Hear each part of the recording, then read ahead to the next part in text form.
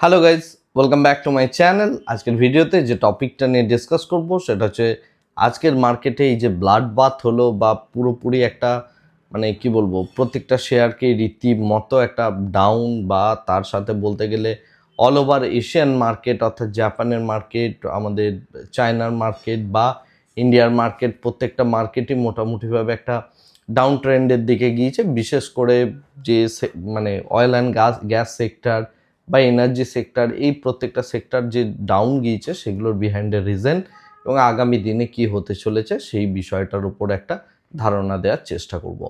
তো প্রথম কথা হচ্ছে, আজকে যে মার্কেটটা আমরা দেখলাম এটা সম্পূর্ণভাবে একটা নিউজ ড্রিভেন মার্কেট।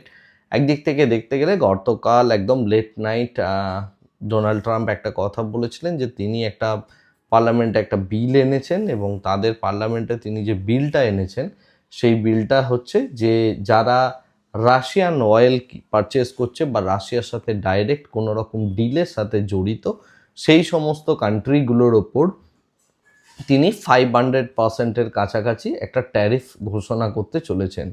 তো 500%-এর কাছাকাছি ট্যারিফ যদি তিনি ঘোষণা করেন বা 500% ট্যারিফ ঘোষণা করেন, তাহলে সেক্ষেত্রে যে সমস্ত কান্ট্রি রাশিয়ার সাথে কোনোভাবে যুক্ত সেই সমস্ত কান্ট্রি কিন্তু বেশ বড় রকমের মানে তাদের কোনো কম্পিটিটিভ অ্যাডভান্টেজই থাকবে না ইউএসের মার্কেটে, এবং ইউএসের মতো বড় একটা মার্কেটে তারা কিন্তু তাদের নিজেদের যে প্রোডাক্ট সেগুলোর ওপর ব্যবসা করতে পারবে না।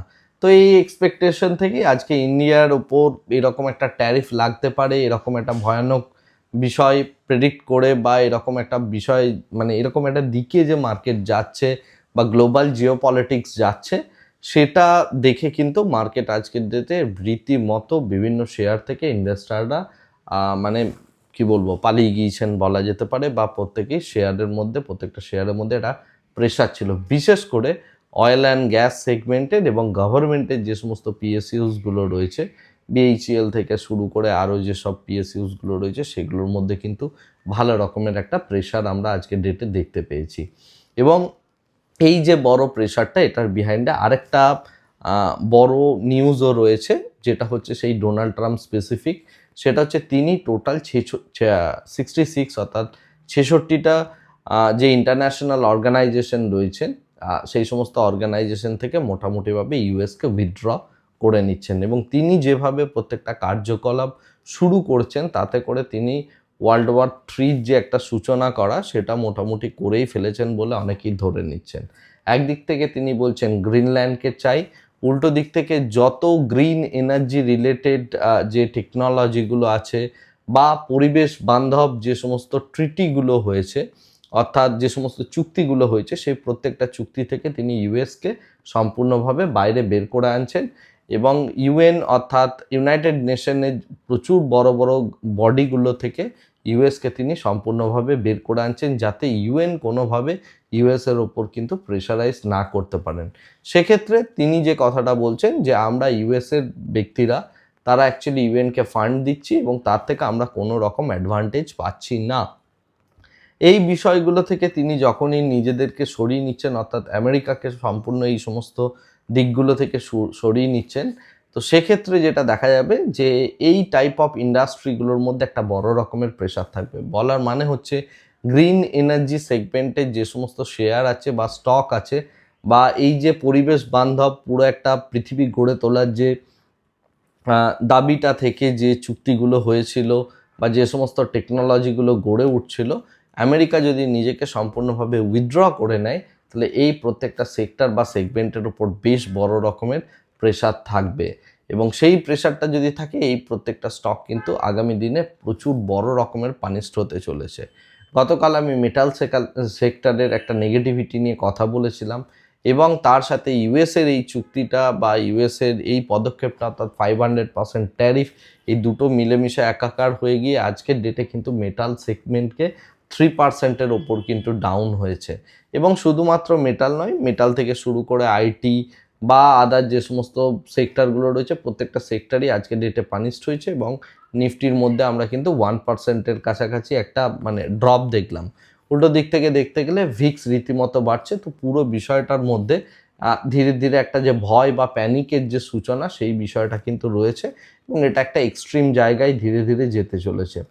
দেখার বিষয় হচ্ছে এই জায়গায় একটাই, সেটা হচ্ছে শুক্রবার দিন আমেরিকাতে একটা ওই যে তাদের সুপ্রিম কোর্ট আছে, সেই সুপ্রিম কোর্টে এই ট্যারিফকে কেন্দ্র করে একটা কেস চলছে, সেই কেসের অ্যাকচুয়ালি শুনানি দেওয়ার আছে। তো সেই ক্ষেত্রে সুপ্রিম কোর্ট যদি ট্যারিফকে বেআইনি ঘোষণা করে তাহলে সেক্ষেত্রে একটা বেশ বড় রকমের রিলিফ পাওয়া যাবে এবং মার্কেট সেক্ষেত্রে এই যে নেগেটিভিটিটার কথা আমি এই মুহূর্তে বলছি সেই নেগেটিভিটিটাকে সম্পূর্ণভাবে ডিসকাউন্ট করে দিয়ে হয়তো আগামী দিনে উপরের দিকে যাবে। তো নিয়ার টার্মে অর্থাৎ পুরো বিষয়টাতে যেটা ইম্পর্টেন্ট সেটা হচ্ছে আগামীকালের আমাদের যে ইউএসএতে যে ইভেন্টটা রয়েছে সেই ইভেন্টটার দিকে আমাদের প্রত্যেকের নজর রাখা উচিত।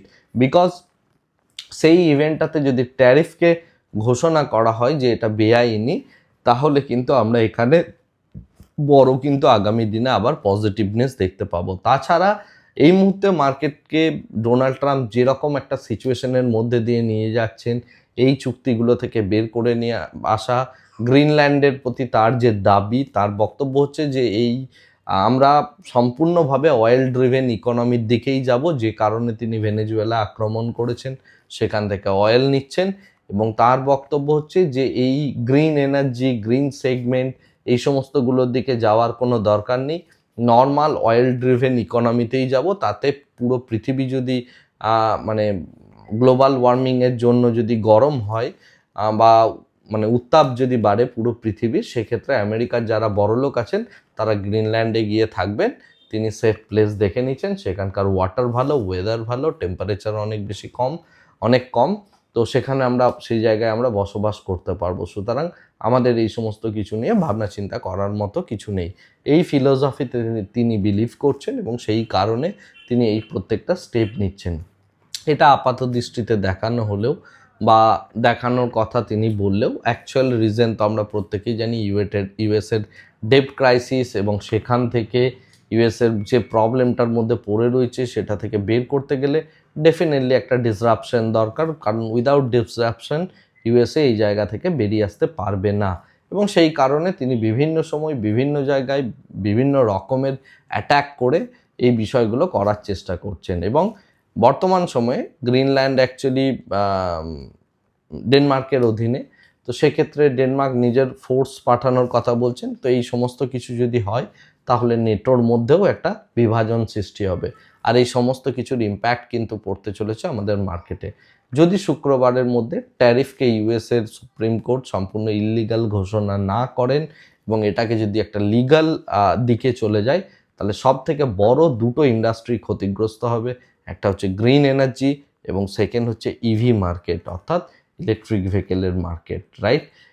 এই দুটো সেগমেন্টই তৈরি হয়েছে কিন্তু গ্লোবাল ওয়ার্মিং এবং তার সাথে সমস্ত কিছু এই যে মানে গ্রিন এনার্জি, এই সমস্ত কনসেপ্টের উপর বেস করে।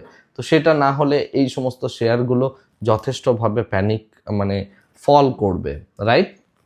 তো সেই বিষয়টা দেখার জন্য আমাদেরকে মোটামুটিভাবে সোমবার অবধি ওয়েট করতে হবে। তার কারণ এর ডিসিশনসটা আসবে আমাদের মার্কেট, অর্থাৎ শুক্রবার দিন, অর্থাৎ আগামীকাল আমাদের মার্কেট ক্লোজ হয়ে যাওয়ার পর, এবং পরবর্তীকালে সোমবার দিন সকালবেলায় আমাদের মার্কেট তার রিয়াকশন দেখাবে।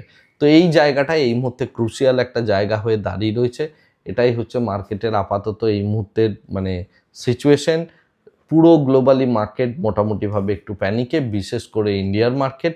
তো আগামী দিনে দেখা যাক এই বিষয়টা কিভাবে ইউএসের মানে সুপ্রিম কোর্ট প্লেস করে, সেই অনুযায়ী পুরো বিষয়টা নির্ভর করছে। এখানে টেকনিক্যাল, ফান্ডামেন্টাল ইত্যাদি যা কিছুই আমরা অ্যানালিসিস করি, এই মুহূর্তে সব থেকে বেশি যে অ্যানালিসিসটা জরুরি সেটা হচ্ছে জিওপলিটিক্যাল অ্যানালিসিস, কারণ জিওপলিটিক্সের ওপরেই পুরো মার্কেট এই মুহূর্তে কিন্তু ডিপেন্ড করে রয়েছে।